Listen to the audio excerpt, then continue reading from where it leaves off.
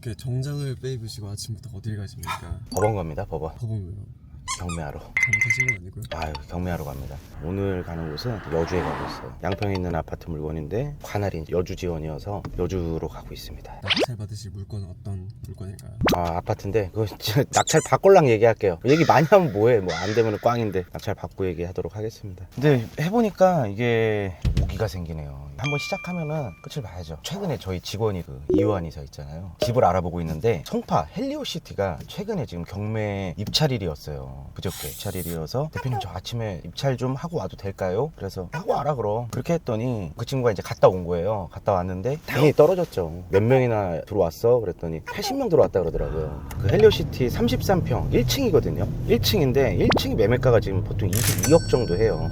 너 그러면 얼마 썼는데? 이제 물어봤더니 20억 5천을 썼다 그러더라고요. 이 친구는 진짜 실거주를 하려고 20억 5천을 쓴 거예요. 썼는데 낙찰이 왜 안 됐어? 얼마에 낙찰됐는데 21억 5천이 됐다 그러더라고요. 거의 뭐 매매가하고 근접해가지고 된 거죠. 이렇게까지 막 매매가랑 똑같이 낙찰 받는 이유가 뭐예요? 최근에 토지거래허가 구역이 풀렸잖아요. 풀리면서 엘스, 리센츠, 트리지움 그리고 파크리오 잠실 쪽 아파트 값이 지금 꽤 많이 올랐어요. 실거래도 실제로 비싸게 됐고 그러다 보니까 원래 나와있던 매물들이 싹 들어가 버렸어요. 현장에 가서 보면은 실제로 이제 없는 거죠. 혹은 이제 금액이 좀 오른 것도 이제 계약을 하겠다. 그러면 이제 계좌 안 나오고 그런 상황인 거죠. 그러다 보니까 제가 봤을 때 헬리오시티 같은 경우는 계좌가 안 나오니까 그냥 산 것 같아요. 그런 현상이 일어나다 보니까 요새 진짜 아파트 값이 지금 많이 오르고 있어요. 체감이 돼요? 체감됩니다. 제가 지금 이렇게 경매 알아보면서 실제로 보니까 좀 그렇습니다. 네, 요즘 부동산 시기가 안 좋은 시기라고 하는데 이렇게 그래도 경매에 이렇게 사람들이 관심이 많네요. 와, 이게 작년에 아파트 시장이 반짝 3개월 정도 사른 적이 있었어요. 진짜 이 부동산은 정부의 정책과 방향, 대출 방향을 진짜 크게 봤거든요. 뉴스에서 이거 나오는 순간 그 순간부터 이제 몇 개월은 또 가요. 그러다가 또 막으면은 이제 또 안 되고 보통 그러거든요. 근데 올해 같은 경우는 2월 들어서 두 가지 이슈가 있죠. 첫 번째, 강남에 토지거래 허가구역이 풀렸어요. 그동안 막혔던 것들을 이제 거래하게 풀어줬어. 이게 첫 번째 이슈고, 두 번째는 기준금리가 3%에서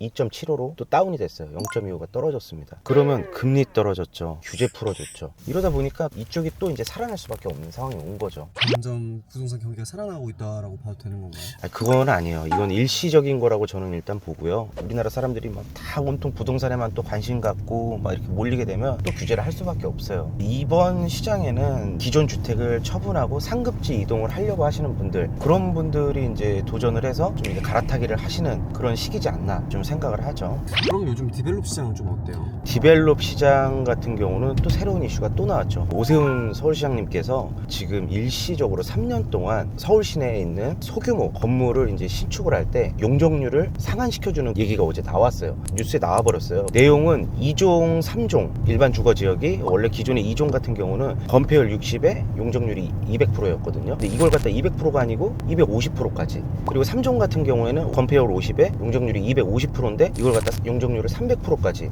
쉽게 얘기하면 한 층 더 지을 수 있는 거예요. 예를 들어 2종을 5층으로 지을 수 있었는데 6층으로 지을 수가 있게 됐고, 3종 같은 경우는 6층이 맥스였는데 지상으로 7층까지 지을 수 있는. 물론 이제 1조권 사선 제한 때문에 모든 건물에 다 적용되지는 않을 거예요. 1조를 많이 받는 건물 같은 경우는 더 짓고 싶어도 지을 수가 없는 상황이 올 거라서 땅 모양이나 방향에 따라서 많이 혜택을 보게 되죠. 또 이게 일시적으로 3년만 풀어준 거다 보니까 어떻게 될지 이제 또 6층, 7층까지 짓게 되면 소방 설비를 해야 되잖아요. 그럼 그게 사실상 그렇게 디벨롭에서 의미가 있어요? 의미가 상당히 있죠. 6층 건물부터는 소방시설이 들어가요. 소방시설을 의무적으로 해야 돼요. 그러다 보면 지하에 저수조를 이제 설치를 해야 됩니다. 법적으로 무조건 설치를 해야 되는데, 지하 1층에다가 그 저수조를 묻게 되면 지하 1층 반을 못 쓰게 되는 거예요. 반을 못 쓰게 되다 보니까 지하 2층을 파야 되죠. 그렇게 되면은 신축할 때 비용이 지하 파는 비용이 추가가 되고, 지상에는 이제 소방시설 그 비용이 또 꽤 많이 나오거든요. 보통 한 층을 더 구성하는데 한 3억 정도 더 들어간다 보시면 돼요. 근데 생각을 해보면은 강남에 건물이 있어 했을 때 저희는 이렇게 얘기해요. 얼마짜리 갖고 있어? 이거 의미 없어 사실. 무슨 동에 갖고 있어? 그러면 나 청담동 혹은 신사동 아니면 뭐 역삼동, 이렇게 동으로 일단 먼저 판단을 하고요. 몇 층짜리인데 이게 보통 물어보거든요. 그렇게 물어봤을 때 5층, 그럼 그냥 평범한 거 갖고 있구나. 5층 6층은 보통 그런데 높은 거 갖고 있을수록 더 좋거든요. 5층 건물 이거보다 6층 건물이 더 낫고 6층보단 7층이 낫고, 근데 진짜 짜세는 10층부터 나오는 거죠. 사실 10층 정도는 돼야 이제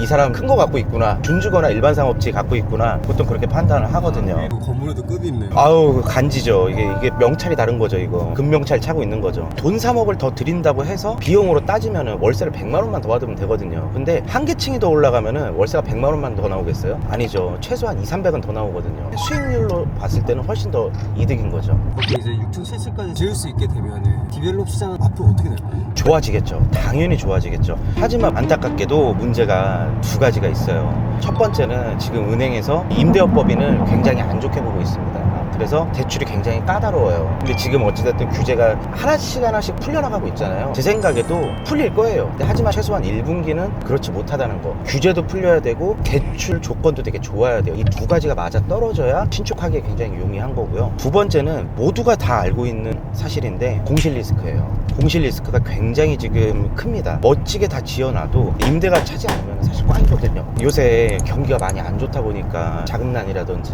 이런 걸 겪는 회사들이 굉장히 많아요. 자금난 때문에 오히려 잘 안 옮기거나 축소하거나 이런 경향이 있어요. 그리고 강남은 많은 신축 건물들이 지어지면 다 그냥 통임대만 놓다 보니까 지금 이제 서로 경쟁, 공급 과잉이 된 거죠. 공급 과잉이 된 상황이라서 지금 시중에 지금 물건이 꽤 많습니다. 공급 과잉된 게 어느 정도 좀 해결이 되어야 이 디벨롭 시장이 좋아지지 않을까 하는 생각이에요.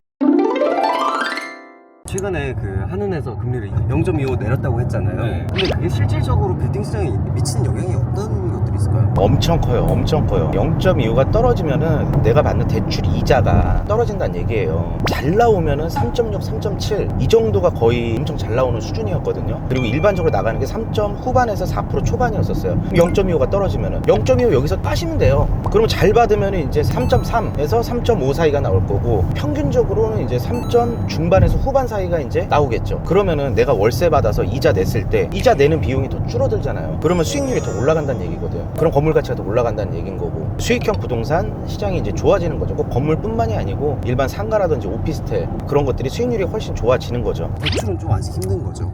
그렇죠. 근데 그게 영원하진 않아요. 옵니다 또. 왜냐면 강남에 제조업이 있어요. 강남에 제조업 없습니다. 강남을 먹여 살리는 거는요 임대업이에요. 웬만한 제조업보다요 강남 건물이 훨씬 더 많은 수익을 가져오고 안정적인 담보가 있잖아요. 강남 땅값이 떨어집니까? 떨어질 수 있죠. 떨어질 수 있는데 뭐 예를 들어 제조업이 돈이 막혔어. 이거보다 리스크가 훨씬 줄어요. 얘는 담보가 훨씬 확실하거든요. 현금 흐름도 월세가 나오잖아요. 근데 그거에 대한 리스크는 공실인 거고, 이것만 해결이 된다면은 좋은 거죠. 그럼 몇 분기가 좀 예상하세요?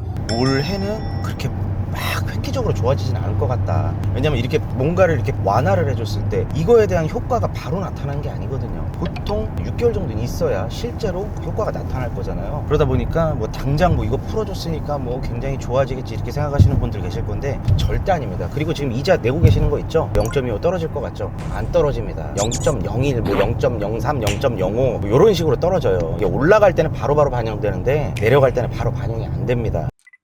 얘기를 좀 종합적으로 정리를 하자면은, 일단 신축 디벨롭 시장이 뭐 당장 그렇게 해피하게 좋아지지는 않을 거다. 그러니까 제가 말씀드리는 건 대중성이에요. 대체적으로는 다 좋아지는 건 아니다. 하지만 그 중에서도 좋은 땅들이 간혹 나올 때가 있어요. 저렴한 가격에. 뭐 예를 들어서 건강상의 이유로 뭐 상속이 돼야 된다던가, 혹은 이제 뭐 과도한 채무 때문에 집이 넘어가게 생겼다던가, 이런 사연을 가진 집들이 간혹 나와요. 한 달에 하나 나올까 말까 하긴 한데, 그렇게 이제 매력적으로 싸게 나오는 집, 그리고 땅 모양도 괜찮은 집, 이 두 가지가 만나면은 싸게 살 수 있죠. 대출이자 싸게 받을 수 있죠. 그리고 세 번째는 아까 서울시에서 발표한 그런 혜택을 받아서 멋지게 지을 수 있죠. 그리고 이제 임대 같은 경우는 제가 유튜브에서 요즘 말씀 안 드리는데, 사실 제가 거의 다 지금 구성을 해가고 있기는 해요. 요즘 임대가 안 맞아서 지금 난리가 난 상황인데, 저 같은 경우는 다른 방법으로 지금 이거를 해결을 하고 있거든요. 그래서 제가 이거를 사례를 여러 개를 만들고 짠 공개를 하려고 지금 이제 열심히 지금 하고 있거든요. 거의 많이 진행됐습니다. 이거는 또 한번 제가 임대 관련해서 꿀팁도 다음에 촬영해서 한번 올릴 수 있도록 할게요. 진짜 아무거나 막 하면 안 되고, 입지 꼭 보셔야 되고, 싸게 잘 나온 거 있으면은 짓는 것도 좋은 시장이 올 거라 생각합니다. 어찌됐든 그동안 진짜 경기도 안 좋고 금리도 높았고 그다음에 공급 과잉에 암흑기였어요. 암흑기. 슬슬 이제 하나씩 풀어주는 게 이제 시기가 오기 시작했다. 내가 어느 타이밍에 어떤 배에 올라탈 건지 이거는 정말 잘 보셔야 됩니다. 지금 아파트값 막 올라간다고 올라간 가격에 또 사게 되면 또 그때부터 내려가는 것만 보는 거예요. 뉴스에 나왔을 때 팔아야 됩니다. 뉴스에서 좋다고 할 때 팔아야 되고 뉴스에서 안 좋다고 할 때 사야 됩니다. 이건 진리예요, 진리. 제가 최근에 이런 사례가 있었어요. 뉴스에서 코인 막 올라간다고 했을 때 제 주변에서 코인 사라고 해가지고 이더리움 샀거든요. 진짜 저 최고가 샀어요. 빨간불을 본 적이 없어요. 산 날부터 지금까지 계속 파란불이에요. 코인이든 주식이든 부동산이든 뉴스에서 좋다고 할 때 사는 거 아닙니다. 최근에 뭐 비트코인 많이 떨어졌다, 뭐 8만 달러로 지금 밑으로 지금 떨어졌다, 뭐 빨 떨어졌다 지금 나오잖아요. 이럴 때가 지금 사야 될 때입니까? 안 사야 될 때입니까? 이럴 때가 살 때입니다. 뉴스의 반대로만 하면 돼요. 뉴스 반대로만 하면 돼요. 뉴스 반대로만. 근데 공포야. 지금 이제 안 좋다 그러니까 팔고 싶어. 팔지도 못해. 물리는 거예요. 이렇게 이 공포 때 산다는 것도 엄청난 진짜 마음가짐이 있어야 돼요. 웬만한 강심장 아니고서는 공포에 절대 못 사거든요. 대표님은 약간 주식도 그렇고 난 코인도 그렇고 나는 주식하고 코인이 안 맞아. 나 주식 코인 진짜 옆에서 좀 얘기 좀 하지 마세요. 진짜 저한테. 네. 팔만 전자에 물리고 이더리움은 펜트하우스 옆에서 저한테 주식하고 코인 얘기도 꺼내지 말아주세요.